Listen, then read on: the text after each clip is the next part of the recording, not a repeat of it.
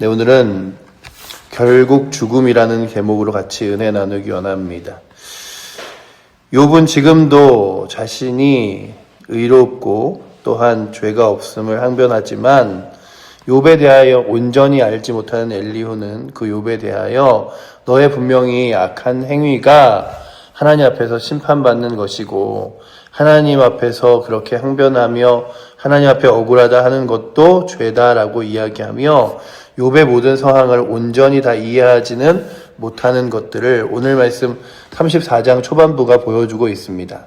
하지만 그가 말하는 것에 가장 중요한 것 중에 하나는 하나님을 중심으로 말하고 있는데 그가 하나님에 대하여 무엇을 말하냐 하면 하나님은 의로우시고 악이 없으시며 결코 악에 정말 굽히지 아니하시고 하나님 거룩한 능력으로 세상을 다스린다는 것입니다. 의로우신 하나님의 공의와 정의 앞에서 우리는 하나님이 불의하다 아니면 하나님 앞에서 억울하다 말할 수 없는 존재가 우리라는 사실을 깨닫게 됩니다.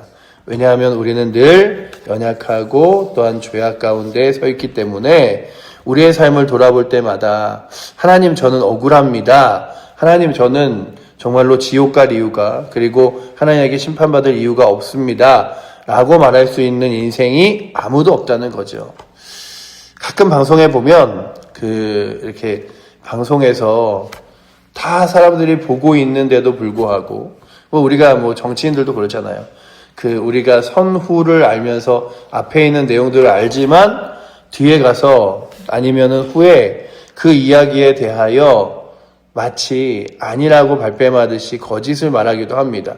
그럴 때마다 드는 생각이 많은 사람들 앞에서 내가 하지 않은 일을 아니면 내가 한 일을 그게 아니라고 말할 때에 그의 마음에 있는 양심도 그렇게 대답을 할까 아니면 정말 스스로가 그것을 내가 거짓말 안 하고 내가 잘못하지 않았다고 믿고 있을까 이런 생각을 해봅니다. 하지만 인간의 양심은 분명 우리 안에서 무엇을 아냐하면 내가 때로는 말하는 것이 잘못되어 있고 행동하는 것이 잘못되어 있고 죄악 가운데 있음을 알지만 그럼에도 불구하고 내가 침입되고 잡아떼고 아니라고 말하면 그렇게 사람들이 이해하겠지라고 하는 것입니다.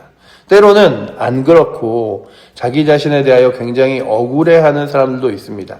나는 잘못하지 않았는데도 불구하고 다른 사람들이 나를 잘못했다고 말한다라고 이야기하며 억울해하는 사람도 있습니다. 하지만 그것도 또한 마치 그 사람의 객관적으로 그래서 그런 얘기를 많이 하죠. 사이코 드라마라는 게 그런 거잖아요. 그 사람이 하고 있는 행동을 그대로 따라해 주거나 아니면 카메라로 찍어서 보여주면 그 사람이 대부분 놀랍니다. 내가 이렇게 행동하고 이렇게 말하는 줄 몰랐는데 라고 하는 거죠. 그러니 오늘 우리는 때로는 우리의 삶에 죄악된 일들을 마치 내 마음속에 양심도 가린 채 속이기도 하고 때로는 나도 모른 채 잘못된 행동이나 말들이나 습관들을 가지고 살아가기도 합니다. 그러니 우리는 늘 죄 앞에서 하나님 앞에서 의로울 수 없는 사람들인데 마치 우리가 하나님 앞에 의로운 사람인 것처럼 하나님 앞에서 억울하다. 그리고 또한 하나님 앞에서 내가 하나님 앞에 심판받을 이유가 아무것도 없는데 라고 말할 수 있는 존재가 아무도 없다는 사실이죠. 하나님에 대하여 오늘 말씀을 준비하면서 생각해 보았습니다.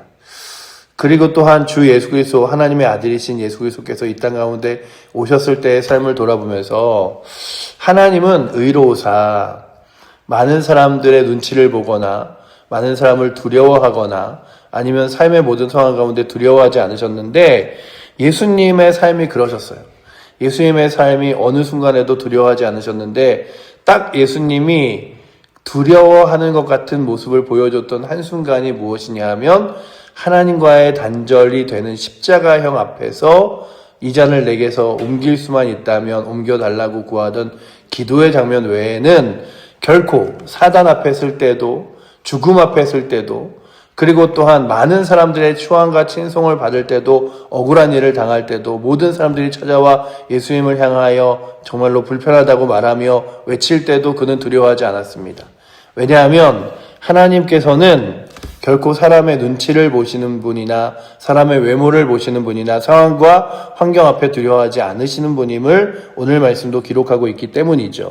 그래서 19절에 보시면 고관을 외모로 대하지 아니하시며 가난한 자 앞에서 부자의 낯을 세워주지 아니하시나니 이는 그들이 다 그의 손으로 지으신 바 됨이라 라고 이야기하며 그 모든 사람들 앞에서도 결코 두렵거나 그리고 또한 세상을 바라보는 것이 아니라 하나님께서 하나님의 만드신 모든 피조물 앞에서 가장 능력이 있으신 분임을 보여주고 있습니다.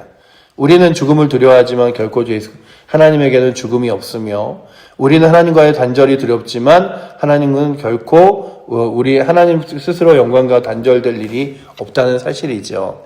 그런데도 불구하고 모든 인생 가운데 왜 인생들은 두려워할 수밖에 없느냐 하면 하나님과의 단절이 있기 때문이에요. 그리고 또한 이 땅을 살아가면서 우리의 인생은 죽음으로 귀결되기 때문입니다. 언젠가 우리가 태어난 그 연도에 있는 모든 사람들이 다 이 땅 가운데 사라지게 되잖아요. 잘 생각해 보시면 지금부터 30-40년 전에 존재하던 나이 드신 어르신들이 아무도 지금 안 계신 것들을 바라보면서 그래, 사람의 인생은 결국 죽음으로 귀결되는데 그게 이 땅 가운데 있는 모든 육체가 다 죽음 앞에서 결코 자유로울 수 없지라고 이야기하는 거죠. 오늘 말씀 15절에 모든 육체가 다 함께 죽으며 사람은 흙으로 돌아가리라 라고 말하듯이 우리는 정말로 죽음 앞에 섭니다. 그리고 또한 하나님께서 하나님의 뜻을 정하사 인생의 기한을 주셨어요. 그래서 인생에게 아주 길면 120이라는 기한을 주시고 그 기한을 넘어서도 어차피 모든 인생은 끝나는 것을 보여주고 있으시죠. 그래서 14절에도 그가 만일 뜻을 정하시고 그의 영과 목숨을 거두실진대 모든 육체가 다 함께 죽으며 사람은 흙으로 돌아가리라. 사람의 인생은 이렇게 마무리되어지게 되어 있습니다. 그것이 고관들이라 할지라도 부자라 할지라도 이 땅 가운데 사람들에게 추앙받는다 할지라도 그러니 능력 있으며 세력 있는 사람도 또한 돈이 많은 사람도 건강한 사람도 이 땅 가운데 지혜로운 사람도 모든 것이 다 이 땅에서 어느 순간 자신의 생이 끝나는 날이 있다는 거죠. 그런데 그 끝나는 날 하나님 앞에 심판받는 날 우리는 하나님을 온전히 대면하게 됩니다. 지금이야 하나님에 대하여 말씀을 통하여 기도를 통하여 또한 하나님께서 역사하시는 여러 가지 방법을 통하여 깨닫게 되지만 자연 만물을 통해서도 하나님 살아계심을 알지만 마치 모세가 사람과 사람의 얼굴을 대하듯이 하나님의 얼굴을 바라봤듯이 우리도 하나님과의 대면을 할 때가 오는데 참 저는 그때가 되면 내 삶을 돌아보면서 하나님 제가 참 그래도 주 앞에 열심히 살아가려고 그리고 주를 위해 살아가려고 노력했습니다라고 고백할 수 있을까 이런 생각을 해보면서 참 하나님 앞에 늘 부끄러운 모든 사람들의 인생이겠지만 어떤 인생은 하나님이 그러시겠죠. 착하고 충성된 종아 내가 작은 일에 충성하였음에 하나님 나라 큰 일을 내게 맡기리라 말씀하시는 분이 있은가 하면 어떤 이는 악하고 무익한 종아라고 말하며 저 성 밖에서 울며 이를 갈미 있으리라 라고 말하는 이들도 있을 것입니다. 그러니 오늘도 하나님께서 나를 바라보실 때 착하고 충성된 종아라고 칭찬하시진 않을지라도 하나님 거룩한 존전 앞에서 그래 그래도 네가 믿음으로 그리고 또한 그리스도의 복음을 전하며 하나님 말씀대로 살아가려고 노력하며 살았지라고 하는 그러한 하나님의 평가 앞에 설 수 있는 은혜가 오늘도 이 새벽에 나오신 저와 여러분들에게 있기를 원합니다. 그래서 하루를 살아갈 때도 이 하루 그냥 막 사는 게 아니라 하나님이 어떻게 하면 기뻐하실까 내가 살아가는 삶 가운데 하나님이 무엇을 원하실까를 돌아보며 살아가야 되는 거죠. 아유 그냥 되는 대로 그냥 사람들이 살아가는 대로 이 땅 가운데 욕심대로 최대한 최선을 다해 살아가자 이게 아니라 하나님이 무엇을 기뻐하실까 하나님이 무엇을 원하실까 정말 예수님이라면 어떻게 하셨을까 이런 것들을 바라보며 살아가야 되는데 왜냐하면 하나님은 이 땅 가운데 있는 업적으로 우리를 바라봐 주시지 않기 때문입니다. 너 돈 많이 벌었지, 너 대단한 일 했지, 너 머리가 좋지, 너 능력 있어서 많은 사람들에게 영향을 줬지 이런 게 아니라 네가 이 땅을 살아가면서 하나님 거룩한 영광과 나라를 위해 살았느냐 먼저는 주 예수 그리스도를 믿었느냐라는 질문 앞에 서게 되죠. 그래서 오늘도 우리가 이 땅을 볼 때마다, 사람들을 볼 때마다 우리도 스스로 그들에게 질문해 보는 거예요. 저 사람 저렇게 살아가고 있지만, 아무도 세상에 두려운 것 없이 살아가고 있지만 저 사람의 마음속에 주 예수 그리스도가 있는가? 하나님 나라가 있는가? 그러지 않으면 안타까운 인생인 거예요.